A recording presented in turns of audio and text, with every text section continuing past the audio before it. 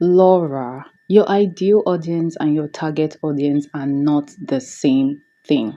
One of them is who you want as your customer, and the other is a wide range of people that you think need or want what you're selling, but they will eventually frustrate you. Since I'm showing you how to start your clothing business in 30 days, we'll focus on who you want as your customer and how you can find them. So let's get into that. If this is the first time you're joining this series, welcome to the How to Start a Clothing Business in 30 Days series. Today is day 3, and we'll be discussing how to find, target, and attract your ideal customers for your new clothing business. Before I go into what you will learn today, if you haven't seen the video from day 2, I suggest that you do so. I discussed why the fashion business ideas you find online will not work for you as a beginner. Then I went on to talk about what it takes to come up with profitable clothing business ideas, the exact framework that I teach my clients to come up with business ideas that are profitable and successful, and why the framework works all the time. In today's video, you understand the difference between an ideal audience and a target audience of your clothing business. You learn how you can identify your target markets for your business, the worst way to find customers for your clothing brand as a beginner, how you can target the right customers for your clothing business using my secret framework, and finally, some questions to ask yourself to attract people to your clothing business after using the framework. Like I mentioned earlier on in this video, your ideal audience is the one person that you want as your customer if you had to sell to only one person. It's the person that your entire business is about. It's also like the muse of your clothing business. However, your target audience are a group of people with certain characteristics that you want in your customer. So you think they need what you're selling.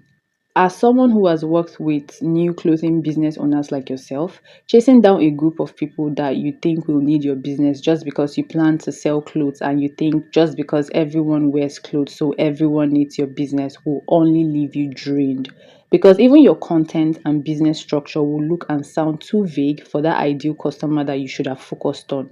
Believe me, I know this because I've been there, and this mistake cost me years of trying to please customers that were either too difficult or unpleasant to work with, or the ones that would try to undermine my efforts by acting as if they already know what I'm talking about and that my advice or recommendation was irrelevant, only to end up proving to me that they don't know anything. What they knew at best were random information they had read online, whereas what I knew was from my experience working with different manufacturers for almost 10 years.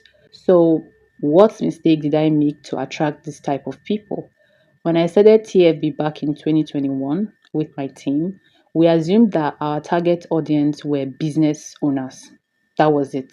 Just business owners. That was a big mistake. Do you see how broad that is? Because we didn't specify the type of business owners we wanted to work with, their level of experience, and how we could help them get to the transformation they were looking for. We spent countless hours creating content that we thought business owners would like or at least resonate with. I was always drained. My teammates were always drained. My partners were also always drained. We could never please these people that we had attracted. It was like we had dug a hole for ourselves. That was when I decided that enough was enough. I needed to do something. So I hired a business mentor. Within my first 10 minutes of consultation, he told me what one of my supervisors at business school had hinted to me already. He said, your ideal audience is different from your target audience. You chase after your target audience and you get treated like trash most times. However, you attract your ideal audience and they see you as the answer to their prayer because they feel like you're talking to them directly in the crowd. If you haven't seen the video from day 2 when I spoke about how to brainstorm profitable clothing business idea, please do so because the next context I'm about to give you would only make sense after you see the video. If you've seen the video, do you remember when I spoke about the TBIT method and then proceeded to use House of CB as a case study and then we saw who they wanted to wear their clothes? Do you remember that? Well, I had a client from my one-on-one class last year ask me a question that I think you would also have in mind. So let's call that client Jenny. So Jenny asked me, if I focus on only one person, what about others who, might not have those exact characteristics that I want from my ideal audience, but they want the type of clothes that I'm selling. Using the House of CB example from earlier, I told her House of CB focused on selling their clothes to girls with hourglass figure. But is it only girls with hourglass figure that buys their outfits? The answer is no. But in focusing on that one customer, it helped their business and marketing get very defined that it even attracted people who are not their ideal customers but have desires like the people they wanted to sell to. Now that you understand the difference between your ideal audience and your target audience, let's go to the second part of the video. How do you identify your ideal audience for your clothing business? The general framework to identifying them is knowing them on a deep level using some information like their demograph, which includes their age, their gender, their location, education, and so on. Other information like their interests, their hobbies, their desires, lifestyles, and spending habits are also key things to look out for when identifying your ideal audience. When you know them, your marketing gets easier. But it's not just your marketing. The type of clothes you launch will also be aligned to who you want to target. That's what Jenny and I did. She didn't just launch random pieces. She launched her clothing business with designs that her ideal audience would like. For her, we came up with only one customer avatar. So when she launched, the 7 design pieces that were in that collection were created for that one customer avatar. In as much as I like AI and I indulge in it every now and then for random things, I do not recommend that you go to it to figure out your ideal audience avatar. That's something that you need to figure out by yourself because you need to connect with who you want to attract personally. The advice I always give my one-on-one clients is AI is just a machine that will give you information on who it thinks you're looking for, not actually who you're looking for. This part of the video is practical, so pay attention so that you don't miss out on anything. There is this ebook that clients from my Start Your Business program will use when they are learning how to craft their ideal audience. It has over 30 questions, quite personal questions in my opinion, that will help you know your ideal audience up to the level of feeling like they are your friends. That's just how personal the questions are. Not only that, the reasons for the questions are highlighted so that you would understand what they help you discover about your ideal audience and why you need to answer them. For the sake of this video, I'll pick 2 questions from the workbook and then we'll go over them together. Beginning with the first question that I have chosen, which is, what is the name of your chosen customer? It says here that the reason you need to name this person is more about what it does for you than it is about them. There's something psychological about knowing a person's name. You feel more connected to them. So, on that note, I'm going to name our chosen customer Fiona. The next random question I'll choose is, describe what a typical Sunday in this person's life looks like. Interesting. The reason for this question is actually one of the numerous reasons. There are more than one reasons in the workbook, so I'll read out one of them. It says you need to describe a typical Sunday for this person so that you know what they're doing on a day that they're not supposed to be working, a day they are more relaxed. All right, here's what I think Fiona's Sundays look like. On Sundays, she's woken up by her 7:30 a.m. Sunday alarm and her dog licking her face. Ew. She then pets the dog and gets out of bed to prepare for Sunday service. She spends the next hour or two prepping her face for her clean makeup routine. After she's done, she unties the elastic band she used on the frontal she installed the day before. She normally gets those every 2 to 3 weeks. Then she texts one of her close friends, Sean, and they agree to go to Sunday service together. After service, they stop over at one of their favorite restaurants for brunch and leisure chat. There, they run into another friend, Jemima, who casually mentions a private get together with her colleagues and boss that she was invited for. As the conversation progresses, Jemima invites Fiona to join her as her plus one, and she, of course, agrees, all the while mentally trying to figure out what to wear. But she remembers that she got 3 new outfits yesterday, which is something she does every Saturday. After brunch with Sean, she goes back home to rest for an hour or two before preparing for Jemima's party. Resting for Jemima is binging lifestyle content on YouTube or TikTok, or just catching up on any of her favorite TV shows. While she is on that, she gets a call from one of her friends asking her to confirm the exact time she'd be coming in for their Sunday in-house party. This is a house party that every member of her 10 friends friend group hosts every Sunday. She politely declines and instead starts to prepare for Jemima's party. From all of this, we now know quite a number of things about Fiona. But tell me in the comments what you got about her from everything that I just said. As you can see, Fiona is the type of person that gets invited to events or invites people out. So, of course, she buys new outfits every Saturday. But she doesn't just buy any type of clothes, she cares about appearances or appearance. So, she buys outfits that she can wear to this type of places or events that she attends. If she was your ideal client and a regular, what type of clothes do you think she would be interested in buying from you according to your chosen clothing business idea?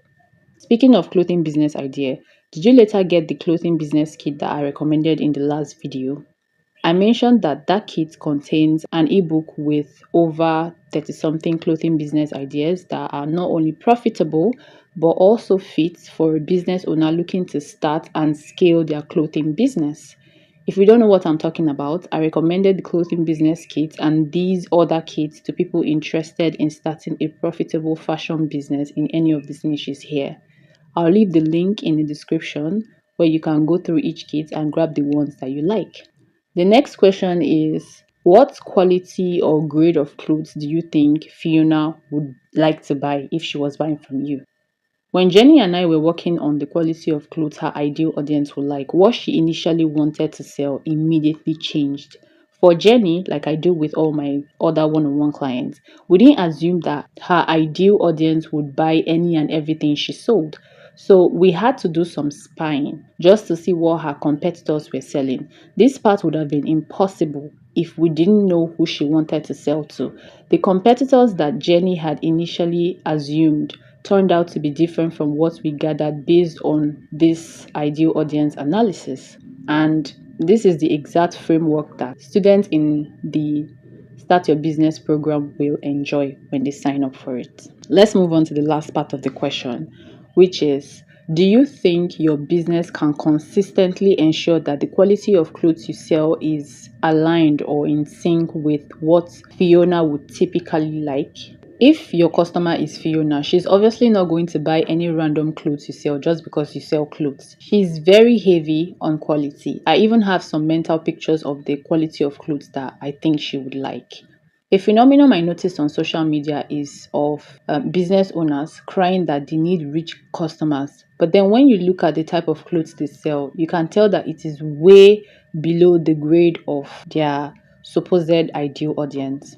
So instead of attracting the rich customers that they want, they end up with customers that will argue about the price of the clothes because those ones know that the price and the quality of the clothes being sold are not in sync. As you're creating this ideal audience avatar, make sure the quality of clothes you want to sell will resonate with the customer or the audience that you are looking for.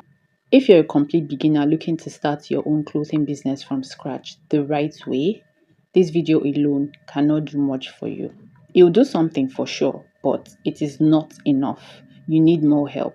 Earlier, I spoke about the workbook containing 30 personal questions that you can use to craft your ideal audience. I only discussed two in this video. The other questions dive deeper into other aspects that would help your business better.